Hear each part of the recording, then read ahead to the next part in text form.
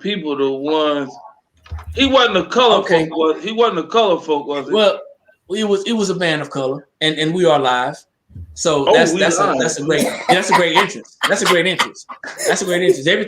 Everything's PC. It was politically correct, so that was cool. So hey, welcome to the call, ladies and gentlemen. Tonight, we are here once again on Friday nights. My name is Eric McKinley, Director of Program Development of National Business Builders, and a proud member of a personal financial success company. All in one breath, man. And I got my friends, not just my business associates, but my friends. I'm glad to say that these are my friends because my circle is getting tighter and tighter, as big as a dime, or maybe a I don't know, what's a paperclip hole or a tack cover or something like that. But I'm happy to be here, and I hope y'all are too. Do me a favor, drop your city and your state, like it, share it, and tag somebody, and I'm gonna do the same thing, man. Y'all just go around the table and introduce yourself. Ladies first. I know what I said before. Just go ahead. Just make it quick. Go ahead, Cortina. My name is Cortina Trafford, and I reside in the Huntsville, Alabama area, also known as the Rocket City. All right. What's the Rocket City? I've been meaning to ask that question. This is NASA. We have a portion of NASA. Oh, Huntsville, Alabama. Huntsville, Alabama. Y'all famous for something else more than Rock City, but that's okay. I'm gonna let you pass on that. No, the Rocket City, and just know that it is one of the fastest growing cities in the United States, and all of the jobs. We're gonna talk off camera about your Huntsville, Alabama city, so that's why we're the Rocket City. Okie dokie. Okay, all right. Next. Hello out there. I am Bertha Winston, that destined to million on her way to be a millionaire. I am in business and partner with a phenomenal company called My Econ, where we educate people on income strategies to take care of your finances. Also, I'm a proud owner of two traditional business event venues for any type of occasion you would love to have. Just check me out. Miss Bertha, you doing it. You are doing it. As tired as I am.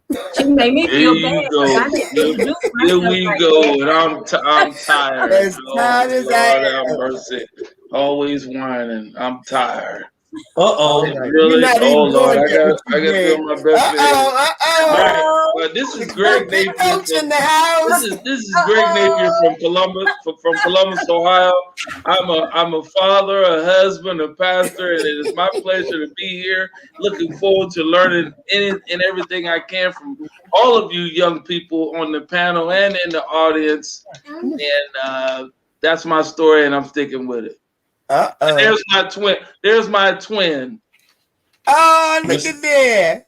Hey, Mr. Hall. Hey, look at him. What's going on? We got a special guest. We share the same day. Tell him, James. That's right.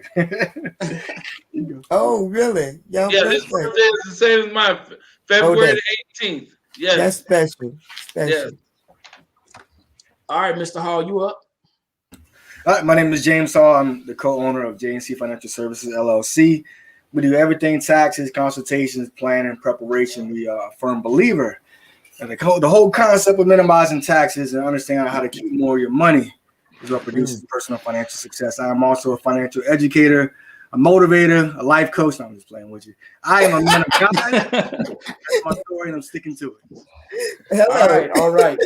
And we got a gentleman on the call that usually don't get on. So this is our coach. I'm gonna let him introduce himself, Mr. Collier. I'm just Joe Collier, man. I'm just a regular man. I'm just a regular guy.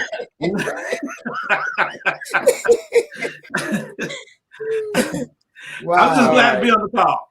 All right. Okay. Amen. So, like I said, I'm Eric McKinley, guys. We're just not getting on. We have this call every Wednesday and Friday night at 8 p.m. Eastern Standard Time.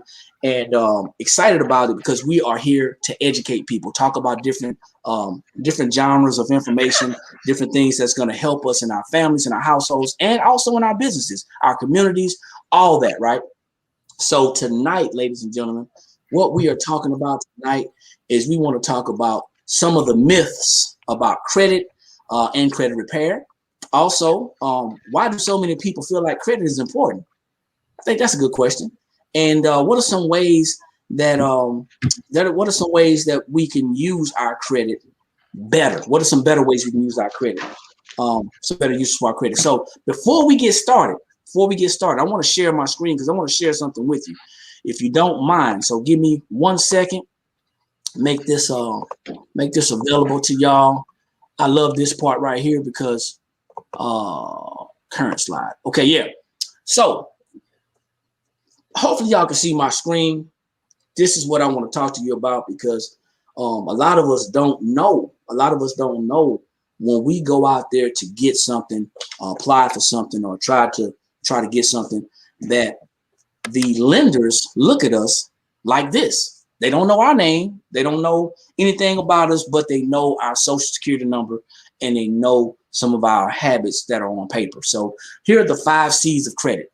And this is going to be really quick, okay? The 5 C's of credit. You got character, collateral, capital, capacity, and conditions. And this system weighs 5 characteristics of the borrower and the conditions of the loan. Attempt to estimate the chance of default and consequently the risk of a financial loss of the lender. I want to tell you this because this is what they see when they look at us, you, me. Character, basically, it's determined by your credit history, your score. So you know that bad things happen to good people. But if you have a bad credit score or a bad credit report, then they're looking at your character, okay? Capacity, that's your ability to repay. That's your debt to income ratio, ability to repay, your debt to income ratio. So debt to income ratio, they're usually probably talking about, mostly they're talking about your revolving debt, but they are talking about your entire debt. I remember when I got a home, I had to pay some debt down because my debt to income was not high enough on paper to my debt. And then collateral, assets being used to secure a loan. Assets being used to secure a loan. You know what collateral is. You know what I'm saying? I got to hold something for you to get this loan. So you got to give something up. Okay. Capital, that is the borrower's personal investment in a project for that loan. The capital, what are you willing to put up? Are you willing to, you want to borrow some money, but do you have any money to secure that thing? And then conditions includes factors like the purpose of the loan and interest rates. Those are the 5 C's. Those are the 5 C's. And the reason why I want to share that with you is because a lot of people don't know why they sometimes may get denied for a loan. But I want to share that with you. So that's it. We got Miss Vanessa Singleton on the call. She dropped her city. She's out of Baltimore. You got Miss Valerie Norfolk on the call. She's out of St. Louis. And we got a couple other people probably checking in and chiming in. But what I want to do is ask you around the table, what are some myths that you may have heard about credit or credit repair? What are some myths? Anybody? Yeah, everybody don't go at one time. I mean, one of the biggest ones, I guess, really is once you fix it one time, you ain't got to touch it no more. A lot of people feel like, once they pay the $1,000, whatever it costs to get their credit fixed, that they're good. The whole thing kind of just stops there. And it's not a process that they have to repeat. Once I get it repaired once I, make it big once, so to speak, kind of mentality, there's nothing more I have to do with it. So I think that for me, that's one of the biggest myths I hear is I'm going to get it done. And it's going to take one time, then I don't have to get it done anymore. So they think it's a one and done, one investment, and they don't have to do anything. They don't have to maintain it. They don't have to do anything. Just I'm going to get it fixed and that's it. Okay. Anybody else want to share or add to that? What are some myths? Another myth might be once I get it repaired, let's say just throwing this score out there, I raise it to 720. I'm still going to go out there and be able to get the interest rate I want to buy this home, but still I'm not looking at the other debt that I have. That's that debt to income ratio, right? I know people personally who have that 720 or the 750 credit score, but they still can't get what they want because of their debt to income. So the thing about people don't know about the different factors of credit. So anybody else want to add to that or tell me any type of myths that you are? Here's one I hear from a lot of people all the time, and the reason why checking my credit is always going to hurt my score. So that's why I don't want to. That's why I don't want to check it. And I like that one, I'm like, huh? I like that one. Yeah, I've heard so many people tell me that, and I was one of those people too, because I kind of knew what it was, but I didn't have an idea, and I said, okay, I know it's low, so I didn't know it was a myth. But then I started hearing other people tell me the same thing, and I said, "Ooh, that's the way I felt." And so that's one of the myths I hear thrown around a lot is it's going to hurt my score if I keep checking it. But no, people didn't know the difference between a soft pull and a hard pull. So once I found it out, then I would share it with other people that is a myth. But there's a hard pull and a soft pull, and then you break down the difference between the hard and the soft. So I think basically I was always hearing that it's going to hurt you if you pull your credit. Yeah, it's kind of crazy. That's a myth. Crazy. For real. I need to pull my credit reports in order to repair it. So if I need to know what's on my credit score, my credit reports, and it hurts me to pull it to repair it, that doesn't even sound right. So yeah, I get you. I mean, I'm talking about me personally pulling. I'm not talking about getting it checked to purchase something. But yeah, that is some things. A lot of people they run away. I know I was one of the people. I ran away from actually getting my credit score even looked at because I was afraid because I knew it was bad. I knew it wasn't good. I just didn't know how bad it was. So I kind of ran away from that. What are some other myths? Anybody else want to add something? I'm going to say that a lot of people believe that, hey, if I go ahead and pay off this debt, then the negative item sort of goes away, or it doesn't. It's no longer there if I just pay it off. Wow. Too many times we've heard people do that. They actually did it, and then it's like they're hustling backwards. Then they find themselves trying to backtrack to try to figure out why it didn't come off. Why it wasn't removed. I paid it off, but it was late. So it has so much damage to your credit. It's different steps to that. So you're right. Just paying it off doesn't mean it's going to be removed if it's late. If it's already in default, that money probably could be used for something else. I don't know. I'm just saying, but it's how we think about it. Let's say for me, I'm going to use me for example. I was really bad with money.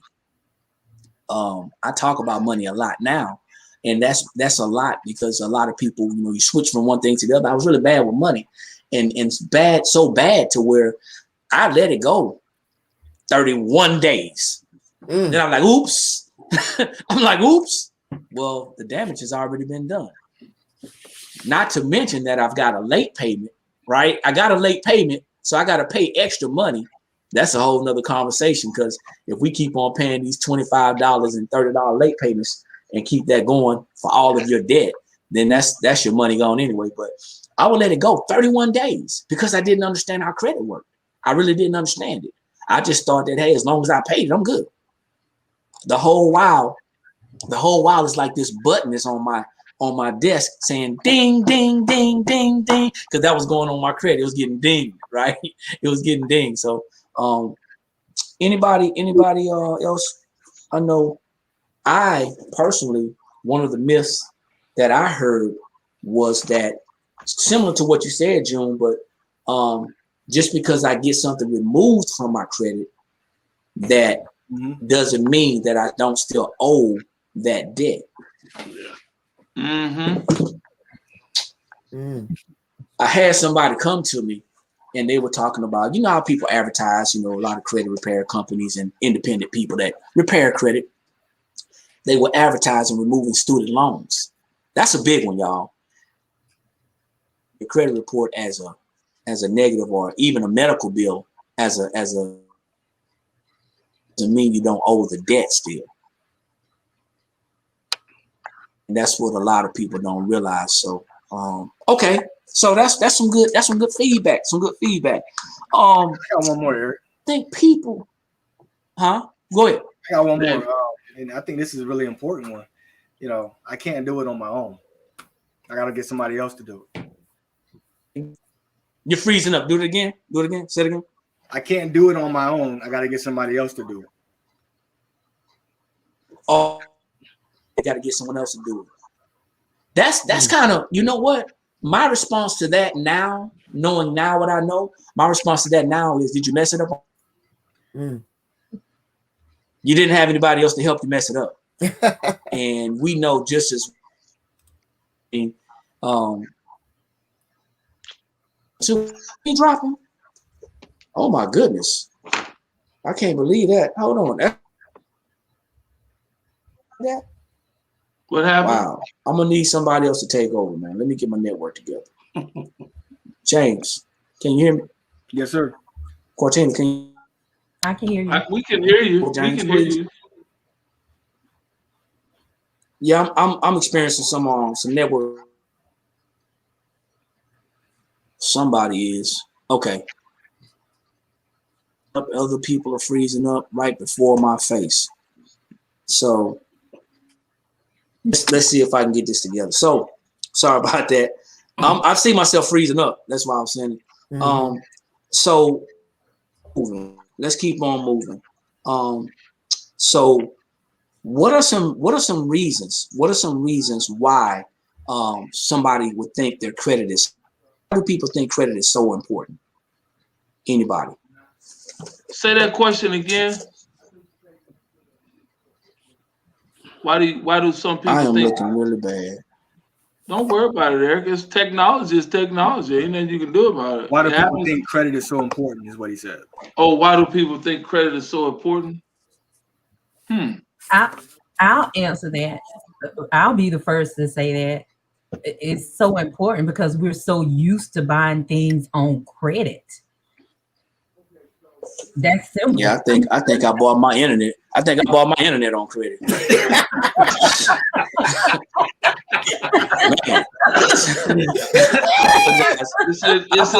It's in layaway.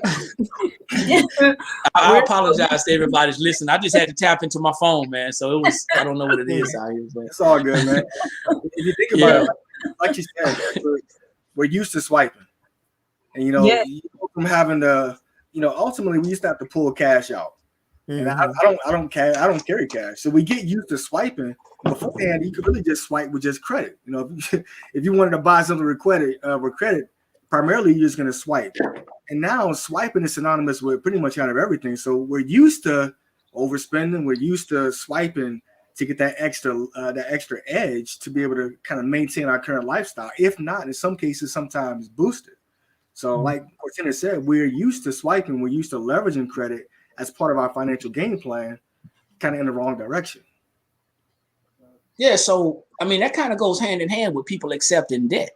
We've learned to debt has become acceptable. Yeah, I mean that's a whole nother conversation. But you know, debt is more sexy.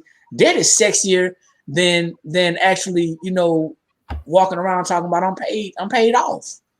People are actually flexing on social media talking about how much they've gotten through debt. And that's so credit. Go ahead. You know, you imagine somebody that's got everything and paid off. They like that little skinny dude who, you know, he ain't got no muscles. You know, he ain't got no, he's going around and bumming everything off everybody else. So, you know, debt has become synonymous with, you know, just material status.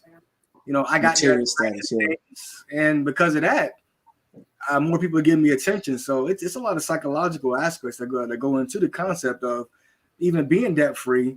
And then, you know, just somebody like, well, if I'm debt free, what am I going to spend money on? Yeah.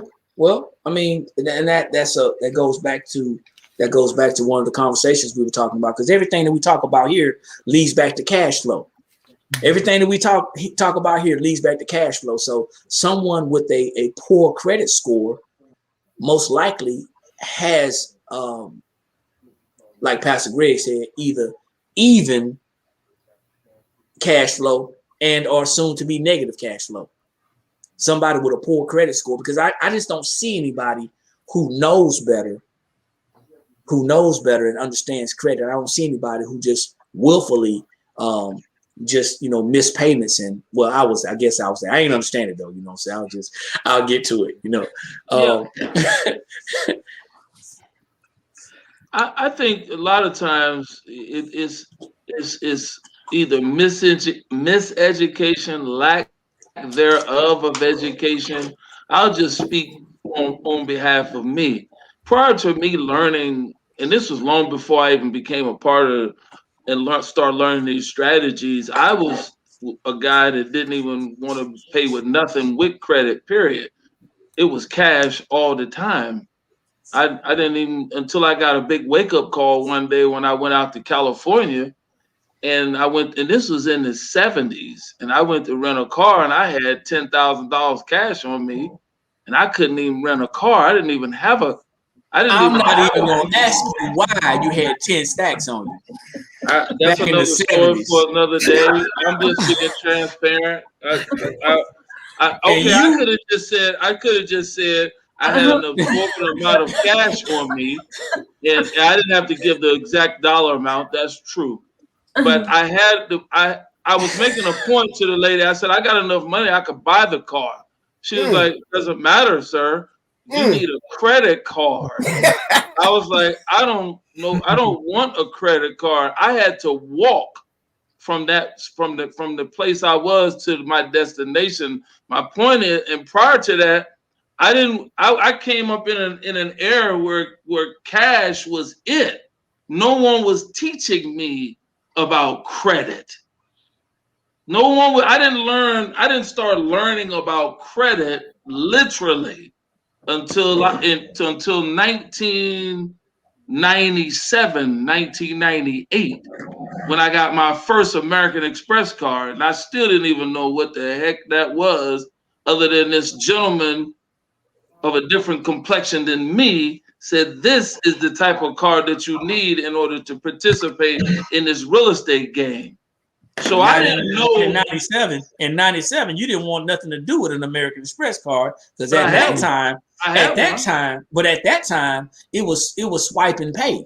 You had 30 days. I get that. I was gonna get to that. That was where I was getting educated when he said, "Look, if there's a drawback with this card, you got to make sure."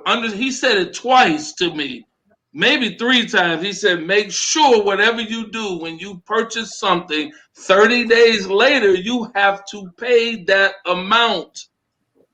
Yeah, American Express was about to go out of business, man. They were about to go out of business because people could not do that. On credit, yeah. At that point, but prior to that, it was cash. I grew up in a society, nobody was talking about credit, period. Nobody wasn't even talking about debit cards. It was cash. Then all of a sudden credit came along. So there's a great majority of Americans. See, we take it for granted because we've had the privilege and honor of learning about this, that everybody is getting this information, and they're not. No, they're not. We come along and start talking about credit, and everybody said, no, there's a generation of people out here that don't even want to, they still to this day, my age group and older, they're not playing with no credit cards. They don't want no credit card. They like cash. Well, and I can understand that. I can understand that to a certain degree. But here's what I had to learn. As like you said, we were traveling, and in doing so, we were traveling with our family, and there was a family of about 5. One young lady was in a cast, and the same thing happened to that gentleman. He tried to get a vehicle. He only had a debit card. Mm-hmm. Now here's the deal. That's a worse story. Here's the deal. They did a soft pull. They did a soft pull. And they said he was denied. He said, well, I have enough money in my account. And the guy told him just like this, sir, you have enough money in your account right now.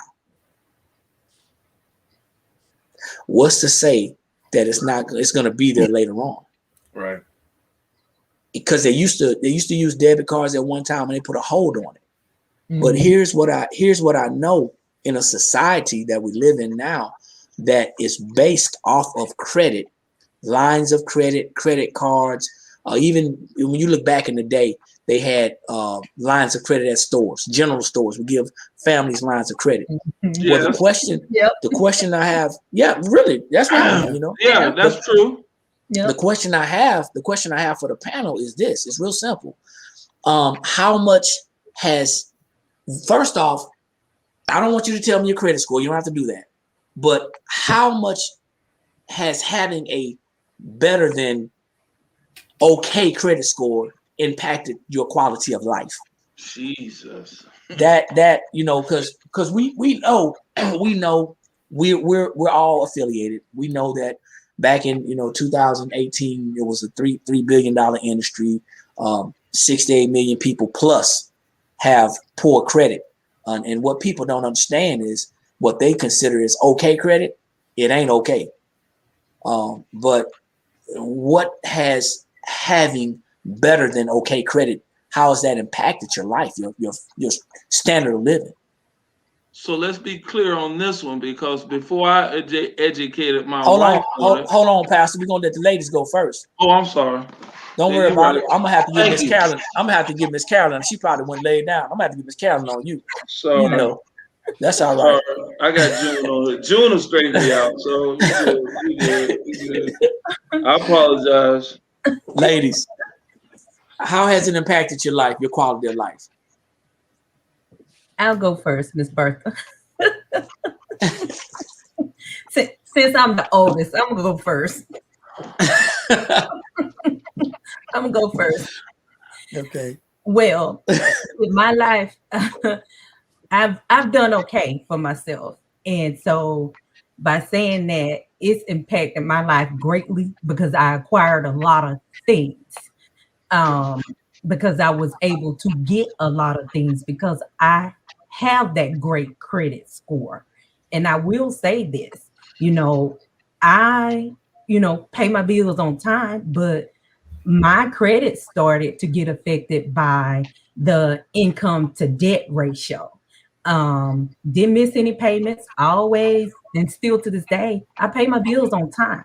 But now I'm at a point where I'm trying to get that debt down because of where I am in my life. I started acquiring all these things, and some of it was assets. I just started buying houses, but I didn't realize that a lot of it was like, you buying all these properties, but you only got so much money. And at the time, some of them were not rented, so it was becoming a liability. And then on top of it, I had a lot of credit card debt, because things started happening. And so I started using the credit cards to take care of the things that started happening. So it impacted my life, and I was the one, like, I done okay with myself. I had a great credit score, where I'm from in my life, in my hometown. The thing they talked about, it wasn't, go to school, get a good job, make sure you have good credit. It was never, save you some money, but make sure you have good credit. So I prided myself on having great credit because I had great credit, but I was also acquiring a lot of debt while having great credit. But now I see the light and I'm trying to get rid of a lot of that debt that I have acquired. That's a moment of transparency right there, man. And I appreciate you and applaud you for sharing that, because a lot of people, if you didn't hear that, and I don't have to repeat what she said, but if you didn't hear that, you need to understand that having a great credit score can impact your lifestyle positively and negatively. Mm-hmm. If we don't understand how credit works and have the discipline to utilize it and leverage it. Ms. Bertha, you are in a position to share a little, or you okay? Having good credit is almost like when you were in school, like a report card on yourself. you know. Really, you know, it's your character. Yeah, I got F's. You guys got an A, B, C, D, or F. Dandy. So I was. It's your adult report card. Yeah, you're right. Yeah, I was confident and dandy. And so it has impacted my life because I understand the importance of having good credit. And when you understand that, you know, whether you're going to buy something or not, you still need to have good credit because there's going to come a time when you will need to have something or buy something. But when you get a certain age, you realize that a lot of things you already had, you know, you don't even need them, you know. You find out. Yeah. You know, when you get my age, I done had so much, you know, but I still want to have a good credit in case I want to. It has impacted my life because I went into the credit union just for curiosity. You know, I didn't need any money. I didn't need anything. I just wanted to see how much money I can acquire from the credit union. And they looked at my score and they said, I will give you a car. I was acting like I wanted to buy a car. Okay. So I wanted to get pre-qualified for a car. So he said, okay, I'll call you back in about an hour. I went to my car. I didn't even start the car up. The man called me. Oh, Miss Winston, I already checked everything and you approved for $20,000. I ain't want no car. I was just being curious. Then I went to another credit union. I wanted to inquire about a line of credit. So they checked my stuff and everything. I qualified for a $25,000 line of credit. I can remember when I went to a car dealership way back and I was trying to buy a car. The man looked at me after he checked my credit and he said, Miss Winston, I'll get back with you. He never did call me back. And you know, that was an embarrassing situation at that time, you know, to be rejected. Nobody wants to be rejected for anything, you know. So my feelings was really hurt. And I at that time I said, that would never happen to me again. I got busy. I hadn't even joined my econ then. I was like, that doesn't. So having a great credit score or having good credit, period, is your character. It allows you to do things that you wouldn't be able to do, especially with consumers, you know, when you're trying to purchase something at a certain interest rate, you know, poor credit, high interest rate, just like I never forget the testimony June made last week about his son. It makes a difference. They look at you different when they run your credit score and they see you in the higher 7s and 8s. They look at you like they treat you with royalty. As opposed to, you know, treating you like dirt if your credit is jacked up. I got a car for you out back. So that makes all the way out back. So that makes the difference. And so when you learn these things, it's so important to you, you know, because nobody wants to be rejected. So it has impacted my life knowing that I could go out and buy anything I want and don't have to be rejected.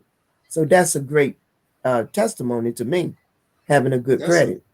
That's a great story because, you know, something you said that hit me.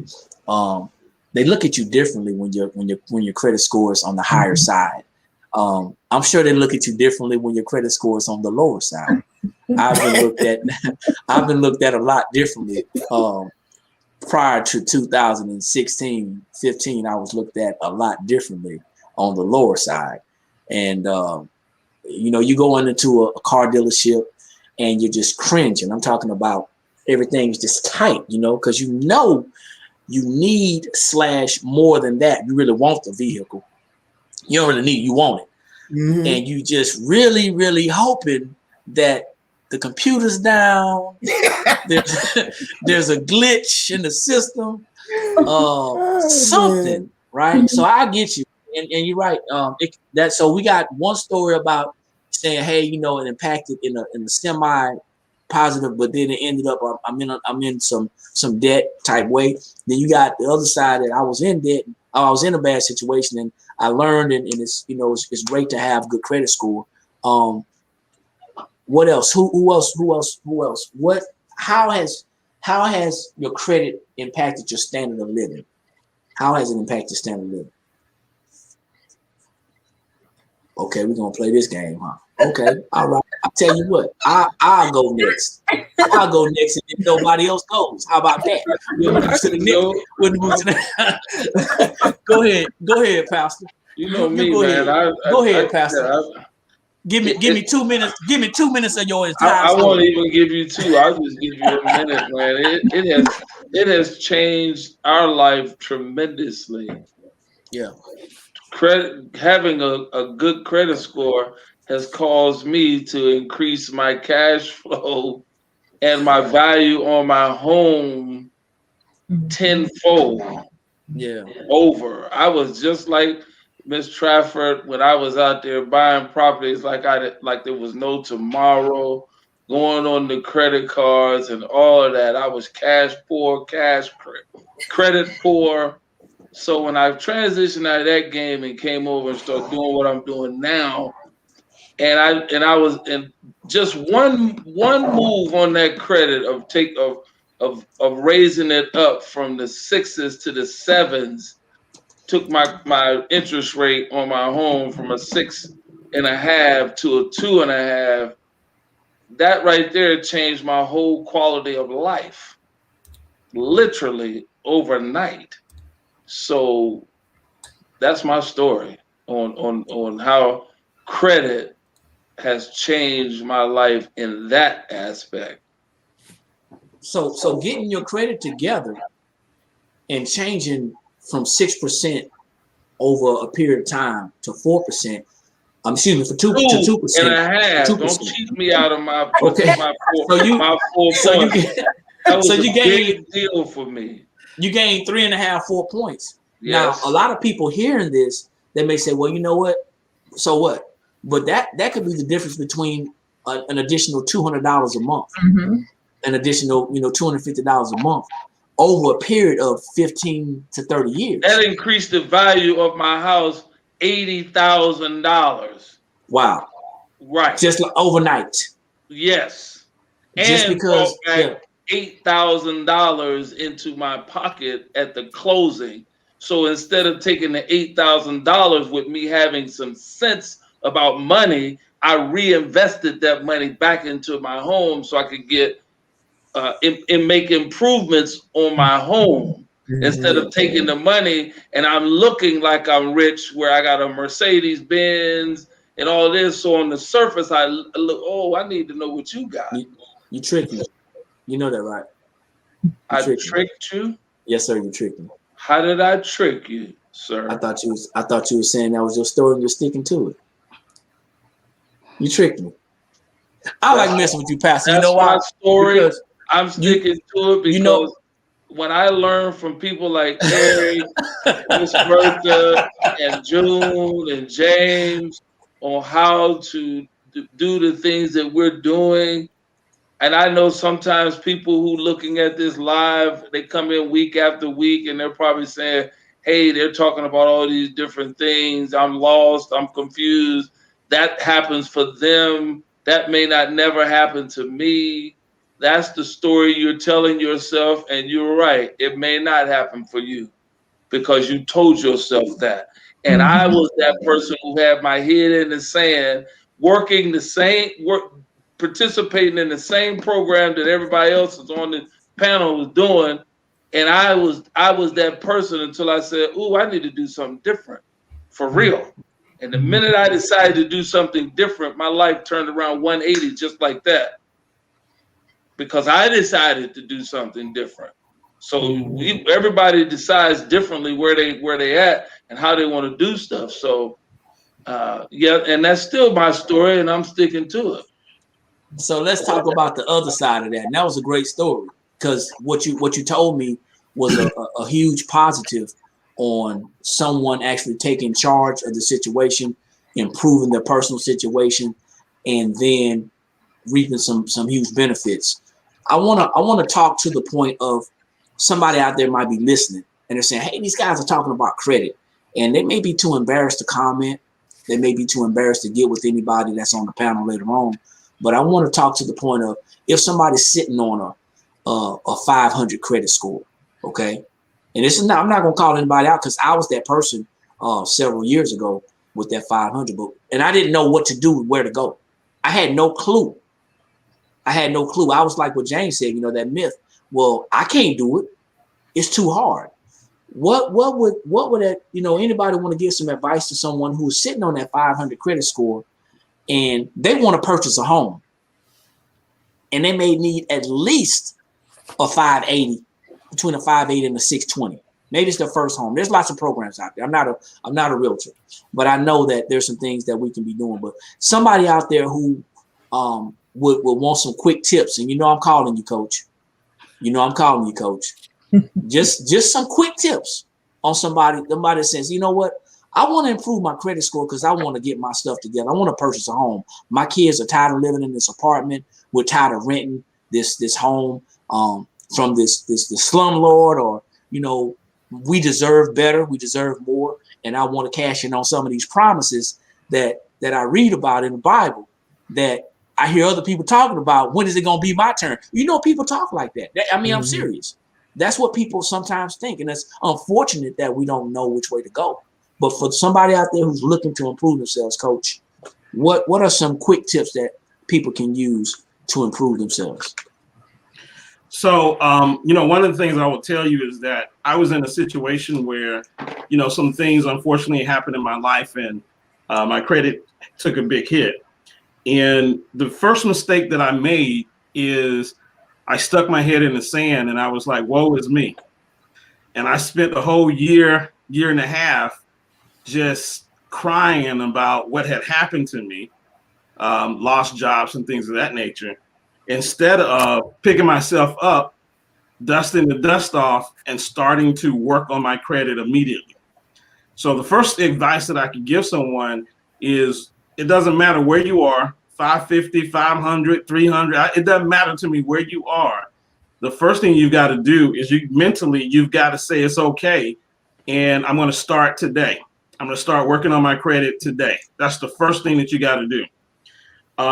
The second thing, and that's all about changing your mindset. The second thing is that you have to look at what's the damage. Like what damage have I caused? Because you can't fix it if you don't know where the hole is. You don't know where the leaks are. You don't know where the dents are in your credit. So you've got to be able to go ahead and pull that credit, take a look at it, and admit that these are some of the items that I messed up on. I think the second thing, or the third thing, is obviously you want to challenge some of the things that are on your credit, even if they are yours. Sometimes we look at our credit and we go, you know what? That is mine. I did not pay that debt. But the law doesn't say that. The law says that the creditor has to prove that debt is yours. And so you can send off some letters, and, just like God gives us grace, he may give you some grace on some of your creditors and have some of those things actually falling off. The other thing is start looking at your debt. How do we start minimizing our debt? Because there may be some things that you just can't get off of your credit report. And so once you've tried to get some things off the credit report, now the next thing is starting to rebuild credit. And I think people forget about the ability of rebuilding credit. And so I can go on and on about rebuilding credit, but that's going to be, your next step. Once you try to get all of the negative things off, and you've got some off, maybe not everything, the next step is to start rebuilding your credit. It's a process. It takes a little bit of time, but that's why you want to start today. You don't want to wait a year, because now you're a year down the road and you still didn't do anything. So I think just getting started and just knowing that it's not the nail in the coffin, it's not the end of the world. It doesn't take 7 years for your credit to turn around either. I think that's a myth, that it's going to take 7 years for your credit to turn around. That's not true.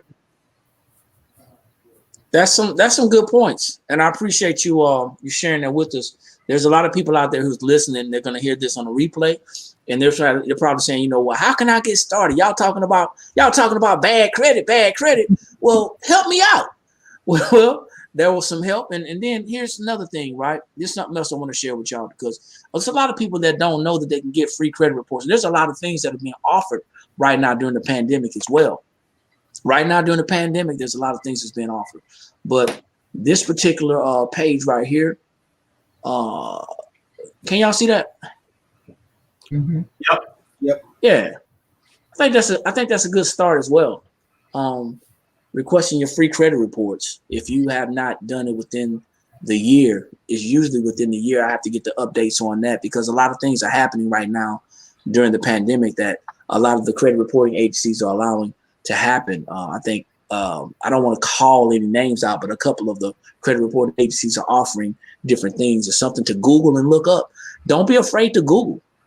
Don't be afraid to Google. Do not be afraid to do your research. Okay, if you do your research, a lot of times it will take you to a place to where you can actually find some information that's going to be helpful to you. Also, if you want to learn how to organize and strategize and look at disputing certain items and trying to get some things challenging, like you said, challenging some things, there's a plethora of information out there. You can get with anybody that's on the panel and they can point you in the right direction. I know there's some free information that I give out as well. Everybody on the panel has access to the same information, but we're wanting you to understand that you can repair your own credit. You can build it and you can maintain it. And it doesn't cost you a whole lot to do it. Now, there's going to be some individuals that's going to say, well, hey, I don't have time. Well, what I just heard me say, well, it's really not a priority to me right now. It's really not a priority to me right now. It can be intimidating. It can be scary. It can even, like a lot of people said on the call, you can even make you put your head in the sand. But when your head come out the sand and your credit score is still saying, hey, you say you wanted the house and ain't nothing changed. Now it's time to go to work. So one other real easy thing that you can do to start to repair and build and get your credit on track is you can actually, because a lot of people get on Credit Karma. They get on Credit Karma or Credit Sesame. They get on those places and they say, well, you know what? My credit score jumped up. Well, that really wasn't your credit score. That was your Vantage score. That was your Vantage score. It wasn't your FICO score. It was your Vantage score. So a lot of times that score is a lot different than what they're going to use to either look at giving you a car loan or even a mortgage loan. There's so many different credit scores out there that people don't know. So just want to encourage everybody out there who's listening who may have some issues with credit, don't know where to get started, don't know how to get going, has questions and are frustrated, or maybe they may have paid a third party. Mm-hmm. There's a lot of people out there paying third party people to repair their credit, and they're not getting any results. Anybody want to chime in on that before we all get to the end?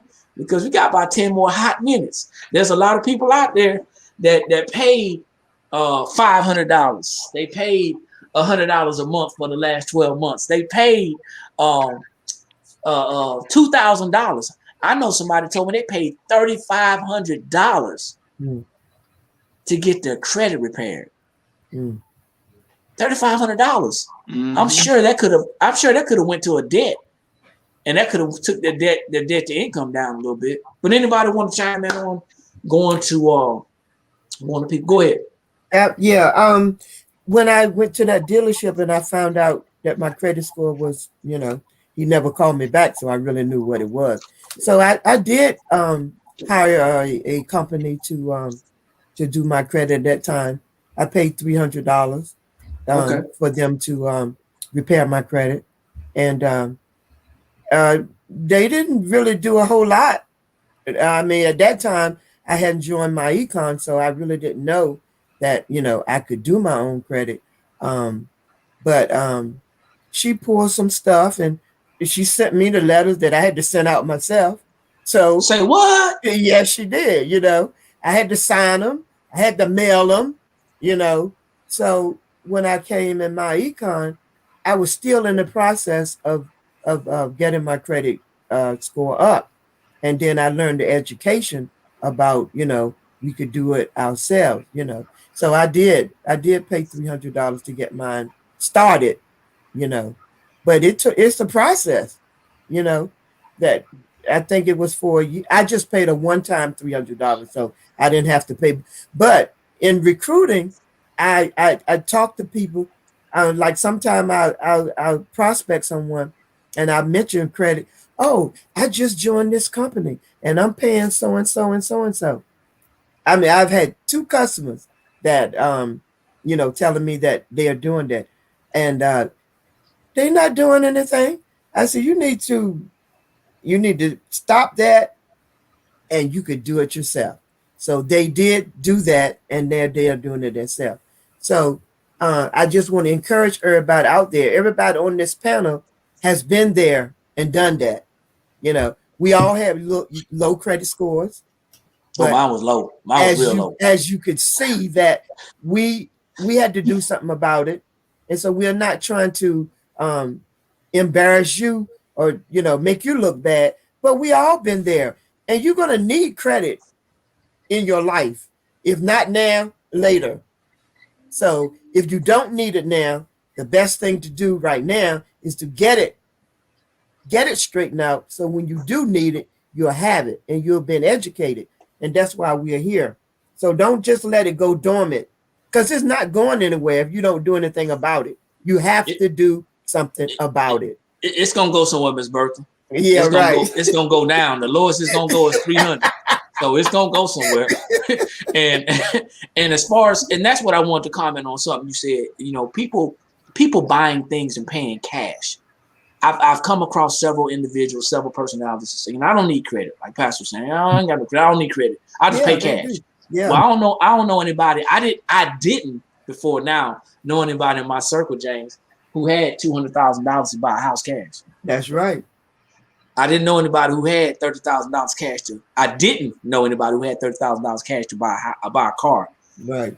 I didn't know those people. But then you're saying that I'm just buying stuff, paying cash because I don't need credit. I don't want credit. Not understanding that you need to have something to be able to leverage. Right. And it may be your child that's going to college. It may be something that you want to purchase for your family, something that you desperately need, and then you walking around and you've never even established credit. There's some grown adults who've never even established credit. Mm-hmm. That's right. For people who are out there that are listening, you need to establish credit. There's some things that you can do as well. Mm-hmm. So it's not the end of the road. It's not the end of your life. The best time to get started was yesterday. Mm-hmm. Yeah.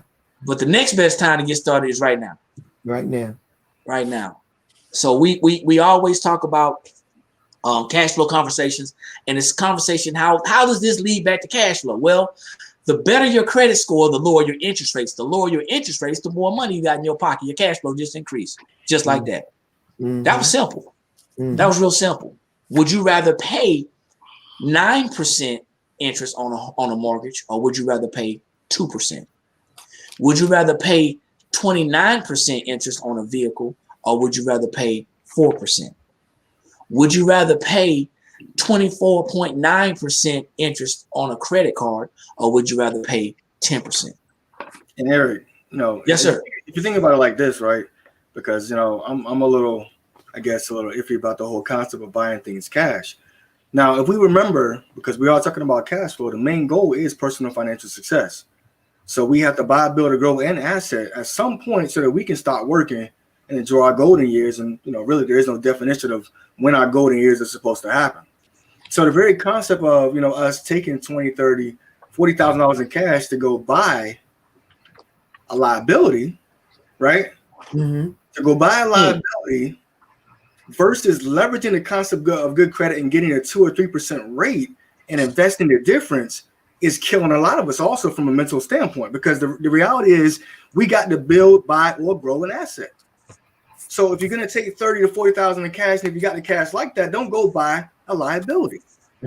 Leverage some credit where you're going to get a strong interest rate. You're going to pay very little back, pay it off early, but invest the difference. If we can take the mindset to take $30,000 in cash to go buy a liability, surely we can take the mindset to have $30,000 to go buy an asset. Somebody gonna come find you, James. They're gonna come find you, man. They're gonna tell you, hey, listen, man, I might have saved that money. I might have put all that money in my mattress and in my pillowcase and in my shoe and dug a hole in my backyard and buried that money. But I'm gonna do what I want to with my money. I'm gonna do I want to go buy this fast car, and I don't have no credit, but I got this cash, and I'm gonna go do that. But what James is saying is, what we fail to realize, a lot of us fail to realize, is this: one day you ain't gonna be able to work.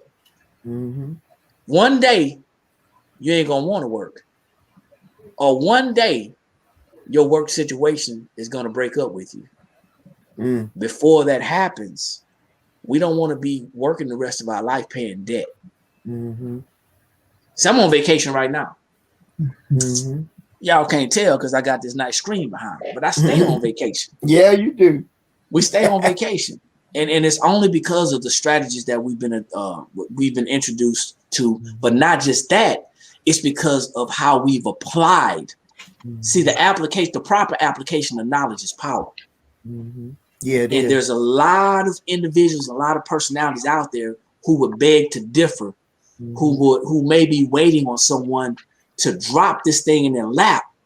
We're dropping this thing in your lap every Wednesday and every Friday, giving you the keys to your personal financial success. And all you got to do is ask us, hey, how can I get down with what you're doing? How can I make a better life for me and my family?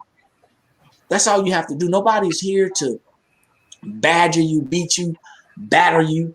But at the end of the day, you got to get tired of telling your family that I can't afford it. We can't do it, you know. What did you just say? You said proper application is powerful, right? Yeah. Let me throw something else in there, man. If proper application is powerful, then lack of perspective leaves us powerless. Yeah, it is. Ooh. You hit me with the half empty, half full. Yeah. All right, man. Perspective, we don't maintain it anyway. And we have to learn what proper looks like. We got to learn what right looks like. Yeah. And that means you have to get involved. Hey, Eric, I'm going to correct you. You're Yes, not sir. on a vacation. You're on a paycation. Oh, yes. Vacation is for people who work 9 to 5, who have to ask their boss to get a week off or 2 weeks off or whatever. You are the boss, and you get paid to be on a paid vacation. And I'm gonna say this very loudly and very clearly because she is not here. I'm the boss. All right, I'm the boss, and I don't want anybody to forget it. I'm the boss. All right, boss man. Hey, all I can say is this: all of our actions have some kind of consequences, whether good or bad. Yes. Oh man, This is live, right? He who speaks loud. She's not gonna listen. She's not gonna look at this to the end, so it's cool. I'm gonna tell her. She ain't gotta listen. I'm gonna tell her. Hey, she ain't gotta listen to it. I'm gonna tell her. Hey, wow. Look, it's the top of the hour, ladies and gentlemen. Everybody who watched this, I hope you got some value out of the conversation that we had this evening. It's about credit, why we need to pay attention to our credit, why we should have good credit, how it's valuable to us, and how it can affect us both positively and negatively. At the end of the day, it's about education. It's about being educated about what we can and cannot do. We should not let anyone tell us what we can and can't do, because everybody's situation is different. But I want you to understand something. If we are not properly educated, if we're not properly informed, we will make decisions based off only what we know and what we understand. And there is so much more information out there for us to get. Now, we got Miss Bertha Winston. She's out the DMV. We got Miss Quartina Trafford. She's out the Rocket City. Y'all don't know what that is. It's Huntsville. We got Mr. James. We got Mr. James Halls out of Falling Waters, West Virginia. We got Mr. Pastor Greg Napier out of Columbus, Ohio. I'm slow. And then we got Coach June Collier that's hailing out of Atlanta, Georgia. And yours truly, I'm hitting y'all from Columbia, South Carolina. Guys, it's been a plum pleasing pleasure to talk to y'all tonight. Hopefully you had some value. Like it, share it, tag somebody. Thank you everybody for jumping on. I know y'all could have been anywhere else, but y'all decided to come out and hang out with us tonight. Listen, we're going to do the same thing next Wednesday. We're going to talk about something that I think, man, James, I need it, man. We got to talk about these taxes. We got to talk about what this thing is really about, because people are really talking about the idea of taxes and what they only understand, but not what they really know. What's real true. So we're going to talk about some taxes, different types, and how we can actually take advantage and legally lower our taxes. What's our responsibility? We're going to talk about what taxes paying for what. We're going to talk about municipalities. We're going to talk about the feds. We're going to talk about things like that, so people can kind of get this thing in order, because we're being led down a slippery road that people don't really understand. So I'm going to legally lower my taxes to the legal lowest limits. And if you don't want to do it, that's your choice, but we're going to show you that it's possible. So anyway, my name is Eric McKinley. And like I always say, ladies and gentlemen, when you know better, that's when you have the ability to do better. And the only knowledge that's powerful is properly applied knowledge. I will see each and every one of you at the top. Because there's too many people struggling at the bottom. Struggling. Peace. Don't struggle. You don't have to struggle. It ain't real. The struggle ain't real. It's just real unnecessary. All right, y'all. Hey, y'all take care. Have a good evening. Good night. Good night.